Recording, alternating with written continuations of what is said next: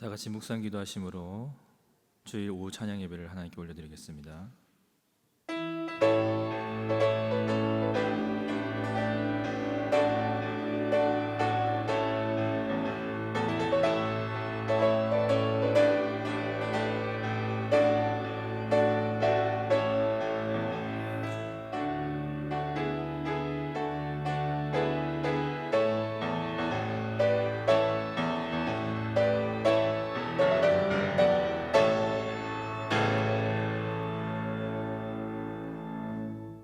하나님 아버지 앞에서 정결하고 더러움이 없는 경건은 곧 고아와 과부를 그 환난 중에 돌보고 또 자기를 지켜 새 속에 물들지 아니하는 그것이니라. 아멘. 영광의 주 하나님 아버지, 거룩하고 복된 주일 함께 모여 부활의 기쁨과 감격을 누리게 하시고 오늘 이 오후 시간에 다시 한번 예배의 자리로 나오게 하심에 감사를 드립니다. 여전히 어지럽고 혼란스러운 상황이지만 그 속에서도 연약한 우리를 기억하시고 돌보시는 그 하나님만을 즐거워하며 하나님 안에서 참된 만족을 누리기를 원합니다. 두렵고 떨리는 마음을 가지고 주님의 그 임재 가운데로 나아가오니 이 시간 공허한 우리 심령 가운데 당신의 그 은혜로 충만히 채워 주옵소서. 성령께서 예배의 모든 시종을 주관하시오며 예수 그리스도의 이름으로 기원하옵나이다. 아멘. 우리 모두 자리에서 일어나셔서 찬송가 418장과 484장을 연이어서 4부로 함께 찬양하시겠습니다.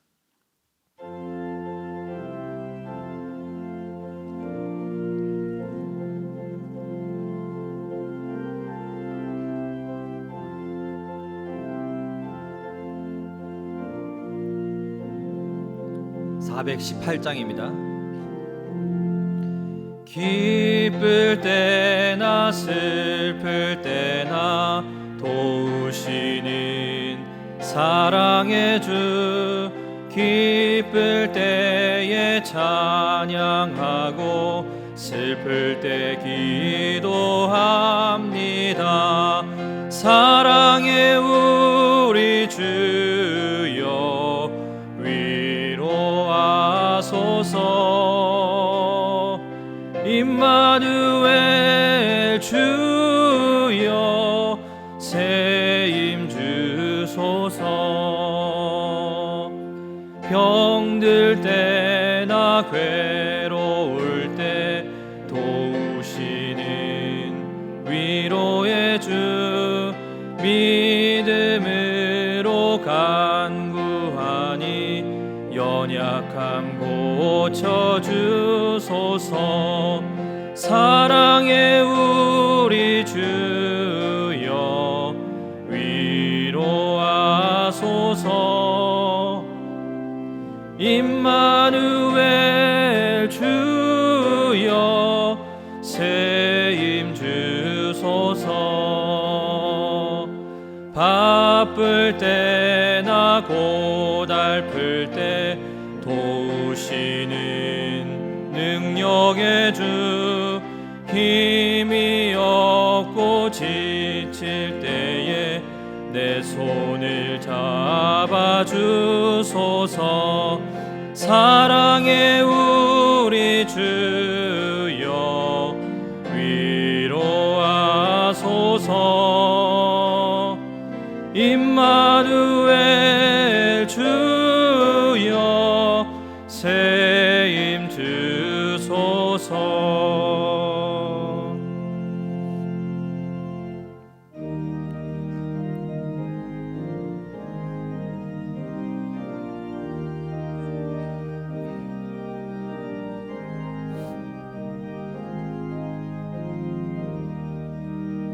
내 맘에 주여 소망 되소서. 주 없이 모든 일 헛되어라. 밤에나 낮에나 주님 생각, 잘 때나 깰 때 함께 하소서. 지혜의 주여 말씀으로써 언제나 내 안에 계십소서. 주는 내 아버지 나는 아들 주 안에 내가 늘 함께하네 세상의 영광 나 안 보여도 언제나 주님은 나의 기여 주님만 내 맘에 계시오니 영원한 주님 참 귀하셔라 영원한 주님 내 승리의 주 하늘의 기쁨을 주옵소서 어떠한 고난이 닥쳐와도 만유의 주여 소망되소서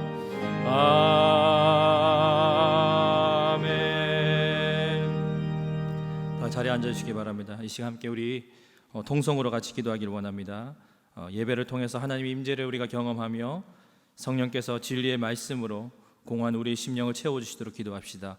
또 말씀을 받는 우리 자신과 우리의 가정을 위해서 연약한 모습들, 어려운 상황들 있는 모습 그대로 하나님께 나아갑시다. 또 끝이 보이지 않는 코로나19의 그 상황 가운데서도 믿음 잃지 않고 소망 가운데 참 평안을 누릴 수 있도록 우리 시간이 세 가지 기준점을 가지고 함께 우리 합심해서 기도하며 나아가도록 하겠습니다. 기도하겠습니다. 살아계신 하나님 아버지, 시간 하나님 부족하고 연약한 모습으로 주님 앞에 섰습니다. 주님께서 이 시간 하나님 우리의 심령 가운데 찾아오셨어. 하나님 아버지, 공허한 우리 심령이 주님의 그 말씀으로 채워지게 하여 주시고, 하나님 아버지, 우리가 세상에 하나님 아버지 그 어떤 것도 우리가 하나님 누릴 수 없는 하나님 연약한 인생이지만 주님께서 우리 연약하신 인생 주님 한량없는 그 은혜와 복으로 채워주시고 주 역사하여 주시옵소서. 하나님 너무나 연약한 우리 자신입니다. 연약한 우리의 모습과 하나님 우리 가정의 여러 가지 어려운 문제들을 주님 앞에 가지고 나아가오니 주님께서 그 모든 문제들 하나하나에 하나님께서 응답하시고 역사해 주셨어. 하나님의 그 말로 다 할 수 없는 그런 은혜와 은총이 우리 가운데 내려지는 시간 될 수 있도록 주여 인도하여 주시옵소서. 하나님 아버지 주여 간절히 기도합니다. 하나님 여전히 끝이 보이지 않는 하나님 코로나의 상황 가운데서 우리가 더욱더 하나님을 바라보며 나아가는 시간 될 수 있도록 인도하시고 참 평안을 누릴 수 있도록 인도하여 주시옵소서. 살아계신 우리 하나님 아버지, 이 시간 우리가 주님 앞에 여러 가지 기도 제목을 가지고 주님 앞에 나아갑니다. 하나님 연약한 우리의 하나님 모습들을 또 하나님께서 기억하시고 또 하나님 아버지 우리 가정에 또 여러 가지 문제들과 어려운 부분들을 주님 다 아시오니 그것들을 하나하나 주님 앞에 기도할 때에 주님께서 그 가운데 역사하시고 주님 채워주실 줄 믿습니다. 하나님 무엇보다도 이 시간 하나님 아버지 말씀 앞에 나아갈 때에 공허한 우리의 심령 가운데 주님의 그 말씀의 은혜로 충만히 채워주셔서 하나님 아버지 우리가 이 세상을 살아갈 때에 정말 하나님 아버지 우리 자신의 힘과 우리의 모습으로 나아가는 것이 아니라 하나님 주시는 그 은혜로 온전히 나아가는 우리의 삶이 될 수 있도록 인도하여 주시옵소서. 하나님 아버지 또한 코로나19로 여러 가지 참 계속해서 어려운 그런 상황 중에 있습니다. 우리가 이 상황 가운데서도 믿음과 소망을 잃지 않고 하나님 더욱더 바라보면서 하나님의 때를 바라보며 우리가 인내하며 기도할 수 있는 우리의 심령 될 수 있도록 인도하여 주시옵소서. 모든 것 주께 의탁드리며 예수 그리스도 이름으로 간절히 기도드리옵나이다. 아멘.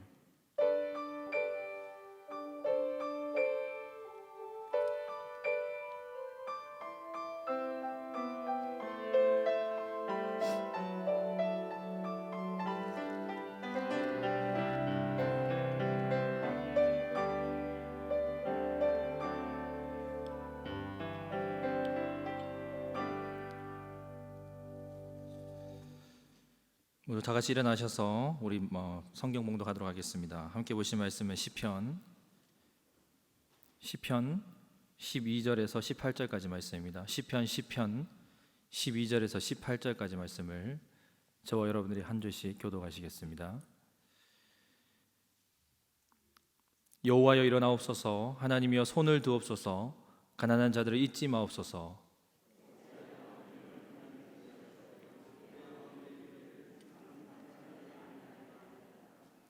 주께서는 보셨나이다. 주는 재앙과 원한을 감찰하시고 주의 손으로 갚으려 하시오니 외로운 자가 주를 의지하나이다. 주는 벌써부터 고아를 도우시는 이시니이다.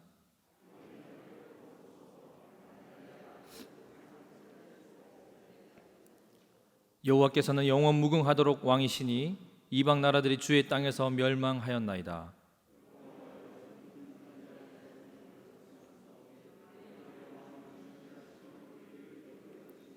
같이 있습니다. 고아와 압제 당하는 자를 위하여 심판하사 세상에 속한 자가 다시는 위협하지 못하게 하시리이다. 아멘. 자리에 앉으시기 바랍니다. 어떤 도시에 하나님을 두려워하지 않고 힘없는 사람들을 무시하는 한 불의한 재판장이 있었습니다. 그는 정의보다도 오히려 자신의 이익만을 위해서 움직일 뿐이었습니다. 그리고 그런 그를 매일 찾아와서 귀찮게 하는 한 가난한 과부가 있었습니다. 그녀는 당시의 사회적인 약자로 돈이나 젊음 그리고 연줄조차 없는 무기력한 존재였습니다. 그녀가 어느 날 원수로부터 억울한 일을 당했는데 그 원한을 풀 수 있는 방법이 없어서 이 재판장을 찾아온 것입니다. 그가 이렇게 이야기했습니다. 저에게 억울한 일을 한 사람이 있습니다. 제발 올바른 판결을 내려주셔서 정의를 바로 세워주십시오. 불의한 재판장의 대답이 무엇이었을까요? 당연히 No, never. 자기 이익만 생각하는 사람이 아무런 도움이 될 수 없는 그러한 과부의 사정을 들어줄 리가 없습니다. 그런데 어찌된 노릇인지 며칠이 지나고 나서 그렇게 무정하고 불의한 그런 재판장은 결국에 그녀의 소원을 들어주게 됩니다. 이미 눈치채신 분도 계시겠지만 이 이야기는 예수님의 유명한 비유 중에 하나인 불의한 재판장의 비유입니다. 여러분, 왜 불의한 재판장이 그 과부의 그러한 사정을 들어주었을까요? 그 과부를 염려하는 재판장의 자비로움 때문일까요? 아니면 약자를 보호하기 위한 정의감이 있었기 때문일까요? 그렇지 않고 또 그럴 수 없다라는 것을 제가 분명히 말씀드렸습니다. 그렇다면 왜 재판장은 그 과부의 억울한 사정을 들어주었을까요? 우리 누가복음 18장 5절에 있습니다. 누가복음 18장 5절 화면에 있습니다. 한번 같이 읽어보겠습니다. 이 과부가 나를 번거롭게 하니 내가 그 원한을 풀어주리라. 그렇지 않으면 늘 와서 나를 괴롭게 하리라 하였느니라. 아멘. 한마디로 계속 찾아와서 들들 볶아댄 것입니다. 그녀가 끊임없이 찾아와서 그 재판장을 괴롭게 한 것인데요. 특별히 여기에 늘 와서 나를 괴롭게 하다, 여기 괴롭게 하다라고 하는 이 동사는 기본적으로 눈을 찌른다라고 하는 그런 뜻을 가지고 있습니다. 여러분, 눈 찔리면 너무 고통스럽죠?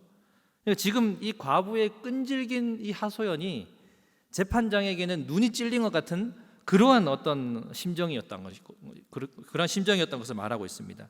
자기 자신을 끔찍하게 생각했던 그 재판장은 그 여인으로 인해서 지금 몸과 마음이 괴로우니까 도저히 그 하소연을 들어주지 않을 수가 없었던 것입니다. 여러분, 생각해 보십시오.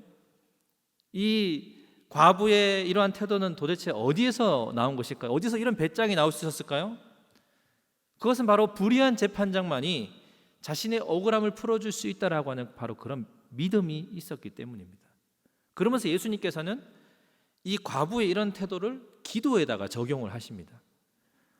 과부와 아무런 접점이 없는, 있을 수조차 없는 그 불의한 재판장조차도 그 소원을 들어줬는데 하물며 의로우신 아버지 하나님께서 택하신 자녀들의 그 밤낮 부르짖는 소원을 들어주는 것은 너무도 당연한 일이 아니겠냐라고 그렇게 말씀을 하십니다.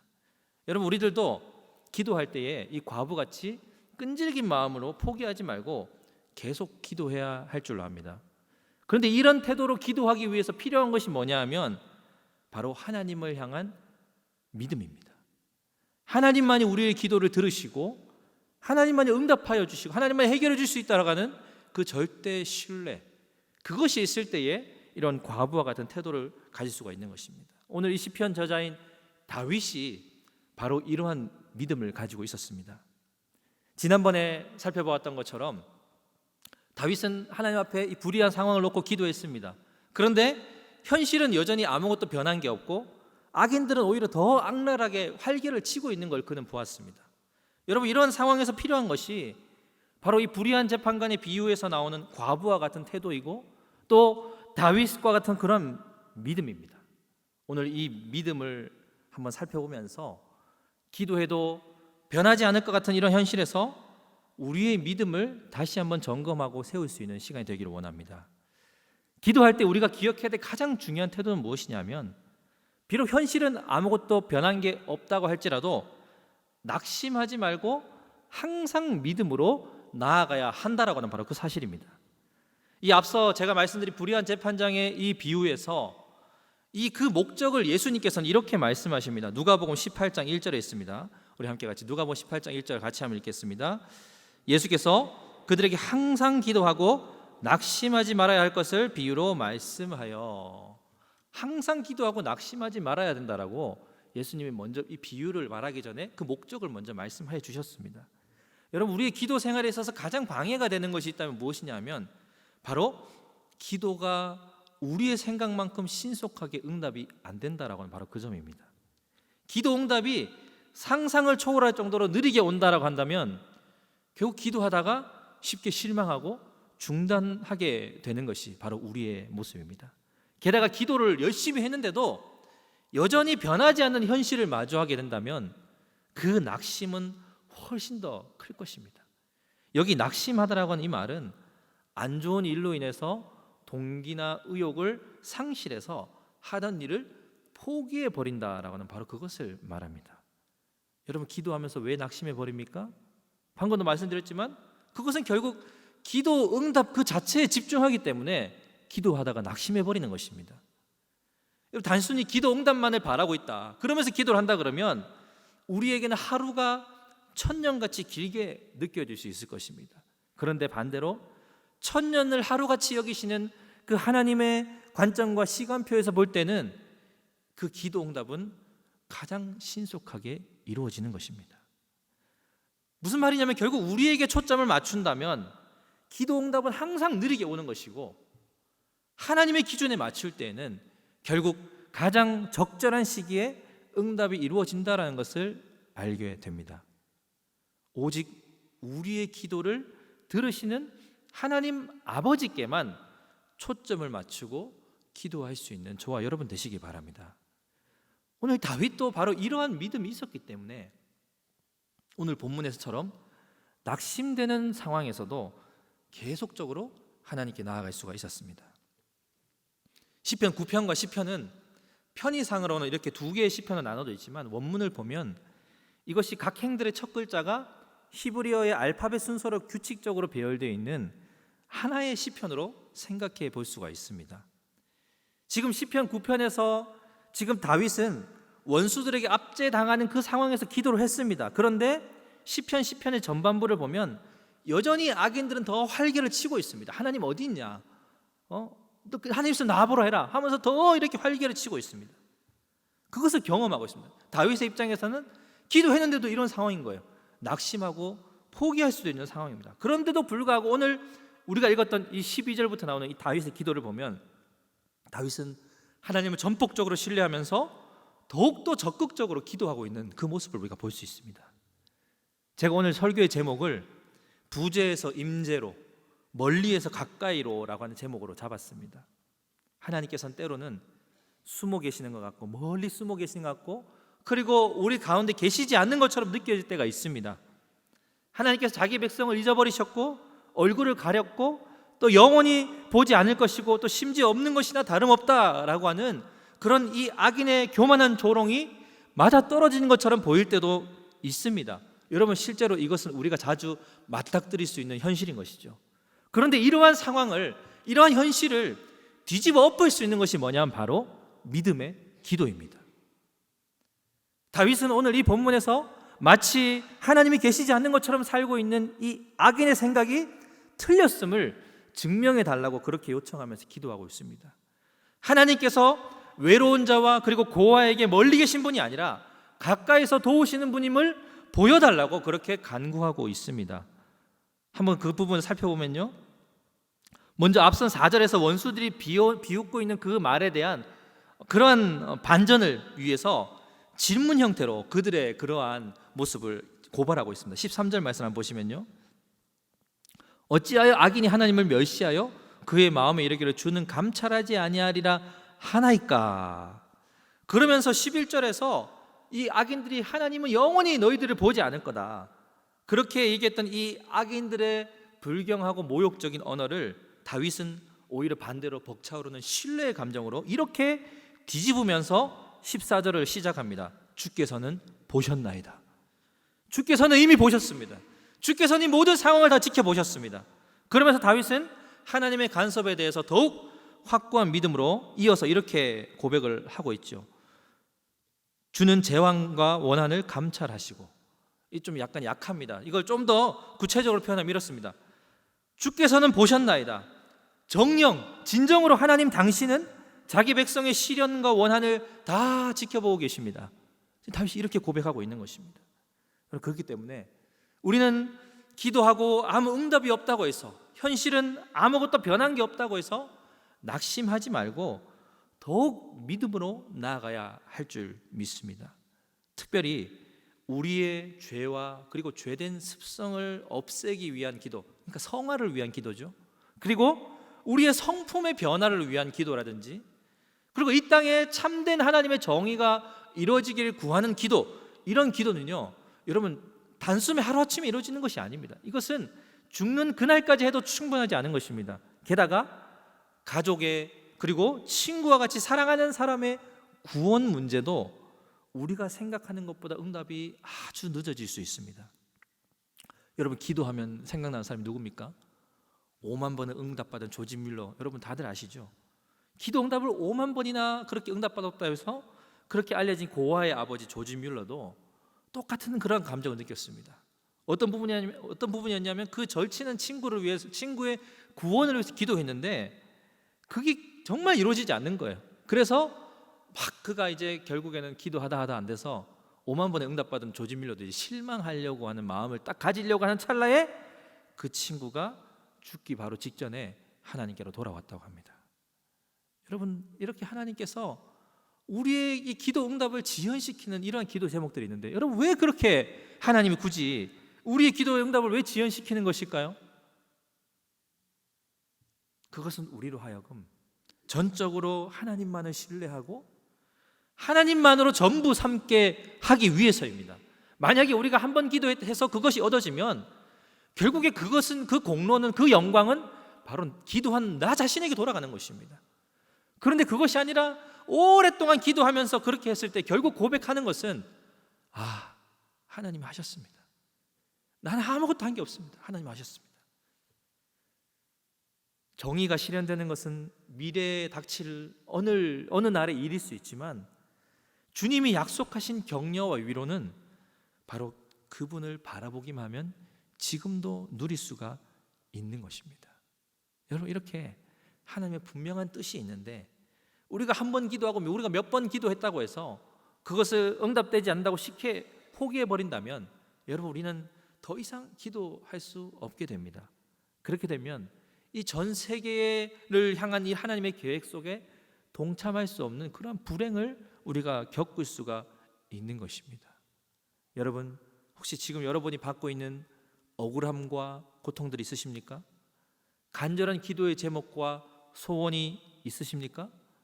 만약에 그 기도가 하나님의 뜻이다 라고 하는 이런 확신이 든다면 여러분 낙심하지 마시고 응답될 때까지 계속 믿음으로 기도하시기 바랍니다.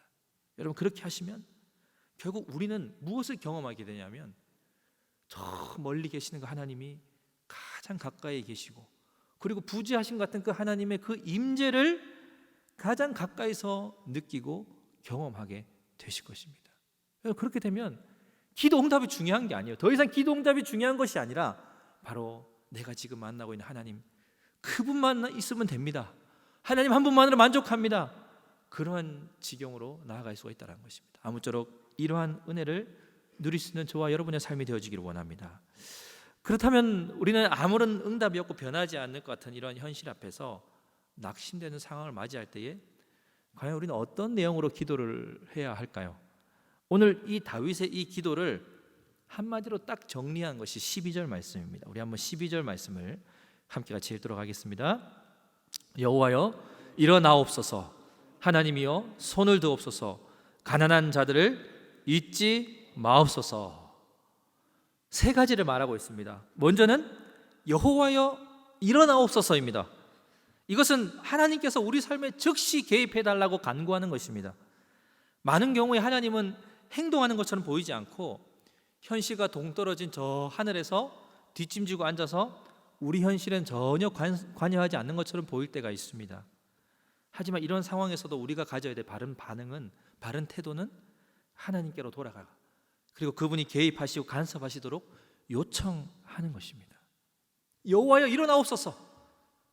여호와여 일어나옵소서. 여기 일어나옵소서라고 하는 이 요청은 마치 하나님은 관심 없이 그냥 가만히 무관심한 채로 앉아 있으면서 그렇게 주무시는 것 같은 어떤 그러한 태도에서 막 흔들어 깨우는 듯한 표현입니다.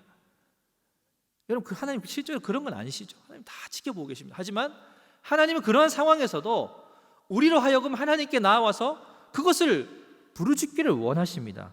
그래서 이 일어나소서라고 하는 이 요청은 하나님의 구원을 간구할 때라든지 의로운 재판장이신 그 하나님의 개입을 요청하는 호소입니다. 지금 다윗은 힘없고 가련하고 그리고 외로운 자를 지금 억압하고 있는 저 악인들의 횡포에 대해서 울분을 품으면서 하나님께서 이 인간 사이에 즉각적으로 개입해 주시기를 그렇게 부르짖고 있습니다. 그가 어떻게 해서 이렇게 부르짖을 수 있을까요?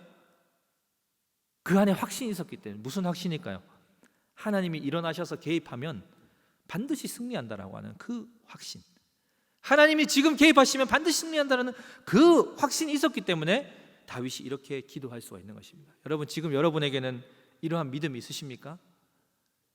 지금 상황은 아무것도 변한 게 없는 것 같고 어려운 상황이지만 하나님이 일어나셔서 개입하시면 모든 것이 반전될 수 있다는 여러분 그 확신을 가지고 계십니까?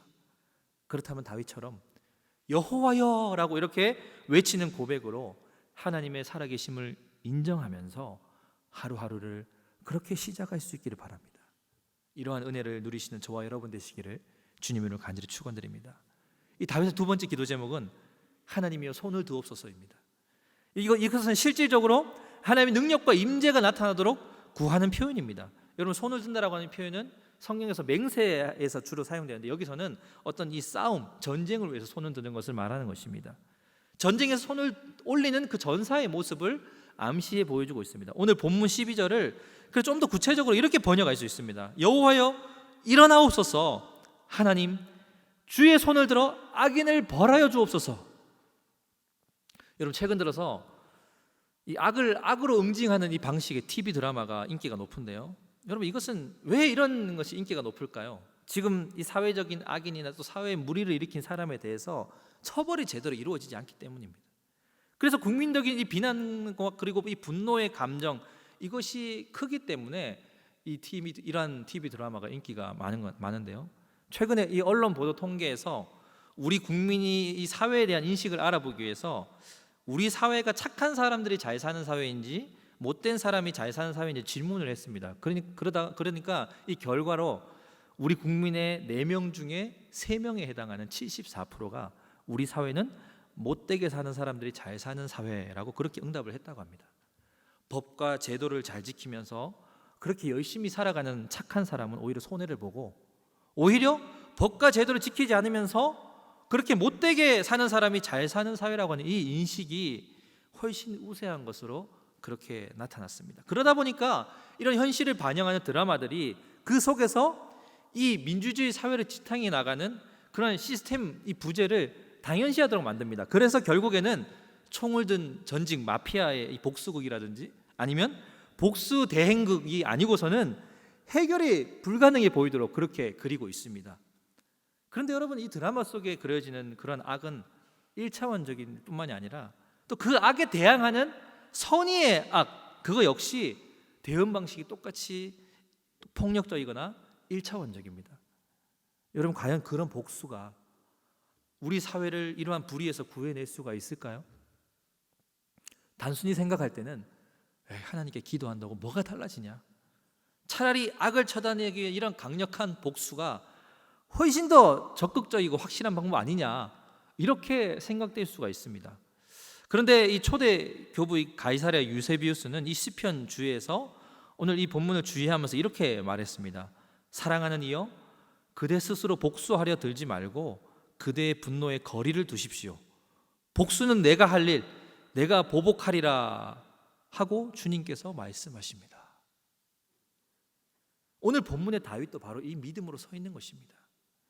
이런 살아있는 믿음이 있었기 때문에 다윗은 하나님께 강력한 제목을 가지고 하나님께 부르짖으며 나아갔던 것입니다. 그러면서 하나님께서 이제는 더 나아가서 모든 폭력과 압제에 대항해서 단호하게 행동하실 것을 요청합니다. 15절 말씀을 보시기 바랍니다. 15절 말씀 같이 읽도록 하겠습니다. 악인의 팔을 꺾으소서, 악한 자의 악을 더 이상 찾아낼 수 없을 때까지 찾으소서. 이런 표현이 아주 과격하지 않습니까? 그만큼 다윗의 이 강력하고도 간절한, 하나님이 신뢰하기 때문에 그의 어떤 이 기도 제목이 더욱더 구체적임을 알 수 있습니다. 하나님의 손이 실제적인 임재와 능력의 상징이듯이 악인의 팔을 꺾어달라고 하는 이것은 그 악인의 힘과 통제력을 무너뜨려 달라고 하는 바로 그런 요구로 이해될 수 있습니다. 여러분, 히브리시에서 이 사람의 신체의 일부를 언급하는 것은 그만큼 그 시인의 기도에 더 큰 힘과 날카로움을 부여합니다. 여기서 하나님의 시선과 하나님의 손의 어떤 능력에 대한 다윗의 이 믿음은 모두 다 무엇을 가리키냐면 하나님만이 도울 수 있고 구원할 수 있다라고 하는 바로 실질적인 믿음, 추상적인 믿음이 아니고요, 막연한 믿음이 아니고요, 실질적인 믿음을 증언해 보여주는 바로 그런 대목입니다. 게다가 더 구체적으로 저들의 악을 더 이상 찾아낼 수 없을 때까지 찾아달라라고 하는 이 요청은 이러한 식으로 악인이 적절하게 처벌과 심판을 받을 것에 대한 확신을 가지고 그렇게 고백하는 것입니다. 공동 번역을 보면 이러한 뉘앙스를 아주 잘 살려서 이렇게 번역을 하고 있습니다. 앞에 화면에 한번 보시면요, 저 악하고 못된 자들의 팔을 꺾으소서, 저들의 죄 사정없이 물으소서, 깨끗이 벌하소서. 여러분, 위협이 제 아무리 치명적이다 할지라도, 대적이 아무리 강력하다 할지라도 여러분, 기도만으로 충분합니다. 여러분, 믿으십니까? 스코틀랜드 종교개혁자 존 낙스가 스코틀랜드에서 복음을 전할 당시에 통치자였던 메리 여왕은 아주 열심히 있는 카톨릭 신자였습니다. 그래서 그는 이 스코틀랜드의 개신교 신자들을 모두 죽이라고 명령을 내렸습니다. 그러자 그 소식을 들은 존 낙스는 어떻게 했을까요? 그 앞에 가서 막 시위하고 막 폭력적으로 나갔을까요? 그게 아닙니다. 그는 자기 서재에 들어가서 피를 토하는 마음으로 목표를 정하고 애끓는 기도를 드렸습니다. 하나님, 스코틀랜드를 저에게 주십시오. 아니면 차라리 저를 죽여주십시오. 이 제목을 가지고 그렇게 기도했습니다. 근데 그의 이 창문을 열면 메리 여왕이 살고 있는 그 궁전이 보였는데, 그는 그곳을 바라보면서 하루에도 몇 시간씩 그렇게 되풀이하면서 기도를 했다고 합니다. 그리고 어떤 일이 생겼을까요? 얼마 지나지 않아서 메리 여왕이 중병에 걸리게 됩니다. 그러면서 여왕이 결국 죽게 됐는데, 죽기 전에 그는 이런 말을 남기고 죽었습니다. 존 낙스 한 사람의 기도가 100만 대군보다 무섭다.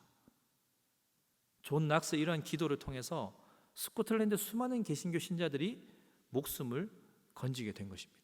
여러분, 이처럼 믿음의 확신에 찬 그 반복적이고 계속적인 이러한 간절한 기도는 마치 사탄이 치를 떨고 무서워하는 강력한 기도인 것입니다.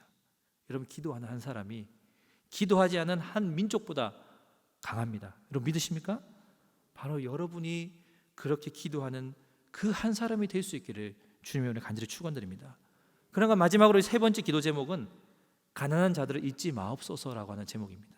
이것은 주여 가난한 자를 구하기 위하여 능력을 나타내소서라고 하는 바로 그런 의미입니다. 오늘 본문에서 언급된 이 가난한 자는 이미 이 시편 전체에서 언급되고 있는 가련한 자, 무지한 자, 외로운 자, 겸손한 자, 고아와 압제당하는 자와 다 비슷한 표현입니다. 뭐냐면 그들은 하나같이 힘이 없고 스스로를 보호할 수 없어서 사회적으로 가장 취약하고 속수무책으로 착취당하기 쉬운 위치에 있는 불쌍한 자들, 바로 그들을 가리키는 것입니다. 한마디로 이들은 악인에게는 쉬운 먹잇감일 뿐입니다. 이들에게 연줄이 없습니다. 누가 그들을 위해 싸워주겠습니까? 오늘날로 치면 그들에게는 대기업에 있는 그러한 법률 부서와 싸울 수 있는 변호사를 구할 능력조차 없는 자들입니다. 그렇기 때문에 하나님께서는 친히 자신을 가리켜서 옛적부터 고아를 도우시는 분이라고 그렇게 고백을 하고 있습니다. 14절 뒷부분을 보시면, 하반절을 보시면 주는 벌써부터 고아를 도우시는 이신이다 라고 이렇게 자신을 소개하고 있습니다. 모세 율법은 백성 가운데 연약한 자들을 보호할 것에 대한 약속과 또 그들을 압제하는 것에 대한 경고로 가득 차 있는데요, 그 대표적인 본문이 있습니다. 출애굽기 22장 21절에서 24절까지 말씀입니다. 우리 앞에 화면에 나오는데요, 함께 우리가 같이 읽도록 하겠습니다. 너는 이방 나그네를 압제하지 말며 그들을 학대하지 말라. 너희도 애굽 땅에서 나그네였음이라. 너는 과부나 고아를 해롭게 하지 말라. 내가 만일 그들을 해롭게 함으로 그들이 내게 부르짖으면 내가 반드시 그 부르짖음을 들으리라. 나의 노가 맹렬함으로 내가 칼로 너희를 죽이리니 너희의 아내는 과부가 되고 너희 자녀는 고아가 되리라. 아멘. 참으로 무시무시한 말씀입니다. 내가 그들을 압제하고 괴롭게 할 때 그들이 만약에 부르짖으면 그 부르짖음 하나님 반드시 들으시겠다고. 그러면서 내가 칼로 너희를 죽이겠다. 너희 아내는 과부가 되고 너희 자녀는 고아가 되겠다. 똑같은 상황으로 만들어 주겠다라고 하나님께서 그렇게 모세율법에서 말씀하셨습니다. 우리 하나님께서는 영원 무궁토록 온 우주 만물의 창조주이시자 왕 되신 하나님이신과 동시에 고아와 억눌린 자와 같이 사회적인 약자들을 우선적으로 도우시고 보호하시는 통치자이십니다. 그렇기 때문에 우리가 주변에 있는 가난하고 취약한 자들을 어떻게 내가 대하느냐, 여러분, 그것은 매우 중요한 부분이라 할 수 있습니다. 노예 해방에 앞서섰던 윌리엄 윌버포스라고 여러분 많이 들어보셨을 것입니다. 그는 이 노예 무역의 참상을 보았을 때에 단순히 하나님께 그것을 끝내달라고 그렇게 강력하게 기도할 수도 있었는데 그는 행동까지 취했습니다. 1789년 5월 12일에 그는 노예 제도에 반대하는 그의 첫 번째 연설을 의회에서 했습니다. 그리고 1791년에 그는 같은 목표에 헌신했던 다른 이들과 공개적으로 일하려고 노예 무역 금지법 발효를 위한 연합에 가입을 했습니다. 그리고 18년의 활동 기간을 거친 후에 1807년 노예들의 판매나 운송을 불법화하는 노예 무역에 대한 법률이 통과되었습니다. 그런데 아직까지 노예 제도 자체는 1834년 8월까지 그 대영 제국 안에서 폐지되지 않았습니다. 그리고 윌버포스는 1833년에 죽었는데요, 노예제도 폐지 법률이 통과되기로 결정되었다는 소식을 듣고 불과 3일 후에 죽었다고 합니다.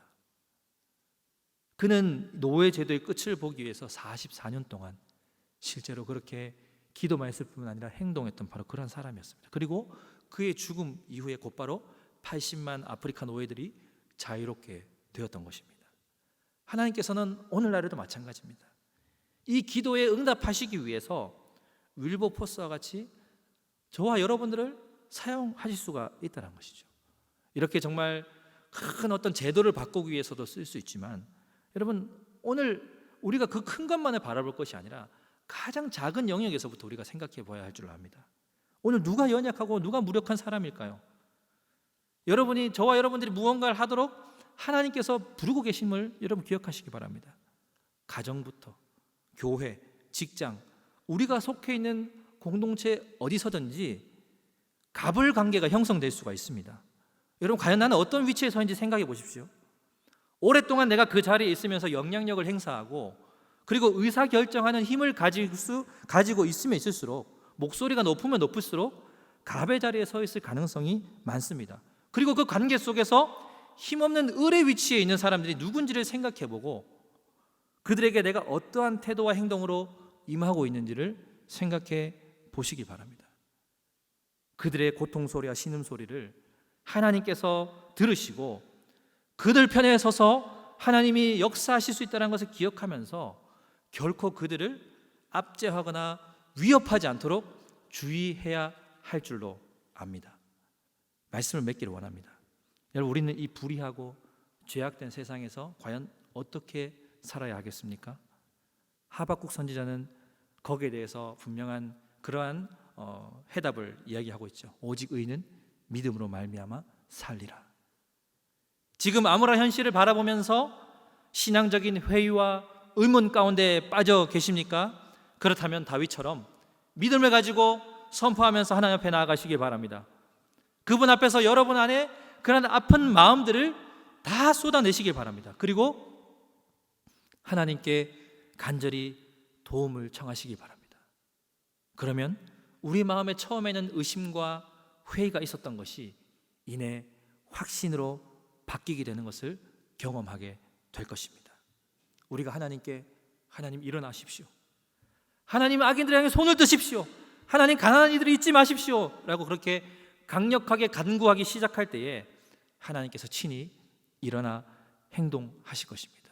왜냐하면 하나님은 고아와 결코 우리를 고아와 같이 버려두지 않으시고 우리를 친히 돌보시고 지키시기 때문입니다. 아무쪼록 이러한 은혜를 누리시면서 날마다 믿음의 기도로 하나님께 더 가까이 나아가시는 저와 여러분의 삶이 되어지기를 주님의 이름으로 간절히 축원드립니다.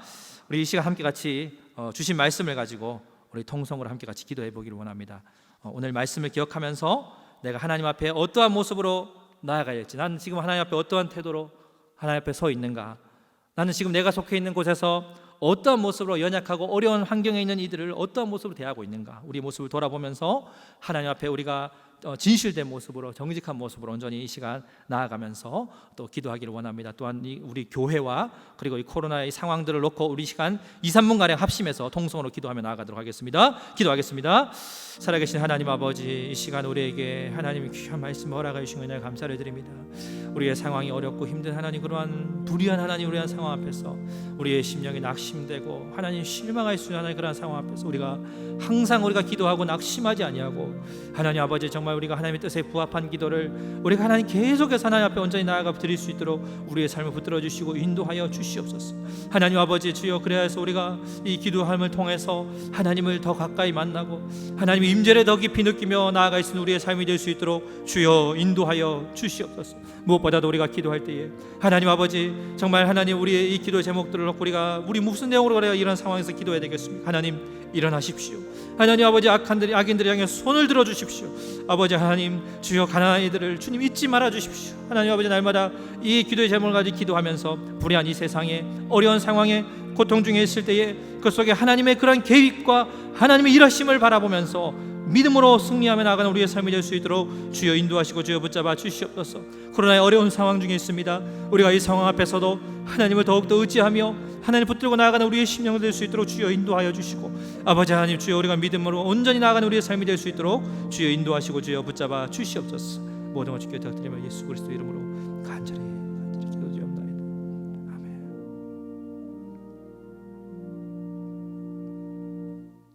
온 땅을 창조하시고 통치자 되신 하나님 아버지, 세상은 지금도 온갖 비극과 불의로 가득 차 있습니다. 마치 하나님이 계시지 않는 것처럼 여겨지는 이 상황에서도 우리 하나님께서는 언제나 사랑의 눈으로 우리를 어느 때나 바라보시고 인자한 귀로서 언제나 우리에게 귀를 기울이고 계신 줄을 믿습니다. 우리의 연약한 믿음을 더욱 굳세게 하여 주소서. 날마다 주님 앞에 더 가까이 나아갈 수 있도록 인도하여 주옵소서.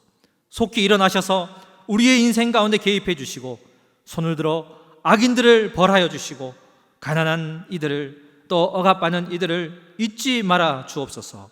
모든 것들을 주님의 손에 부탁드리며 예수 그리스도 이름으로 간절히 기도드리옵나이다. 아멘. 이제는 죄와 사망 권세를 이기시고 부활하셔서 지금도 보좌 우편에서 우리를 위해 친히 간구하시는 우리 구주 예수 그리스도의 은혜와 하나뿐인 아들을 내어주시기까지 우리를 사랑하시는 아버지 하나님의 사랑하심과 말씀대로 순종하며 살아가도록 이끄시는 성령 하나님의 감화 감동 교통 충만 위로하심이 이 자리에 함께 예배드리며 나가는 우리 모든 성도님들 머리머리 위에와 저들의 가정과 모든 삶의 터전 위에 우리 왕심리 교회 위에 이제로부터 영원토록 항상 함께 있을지어다. 아멘.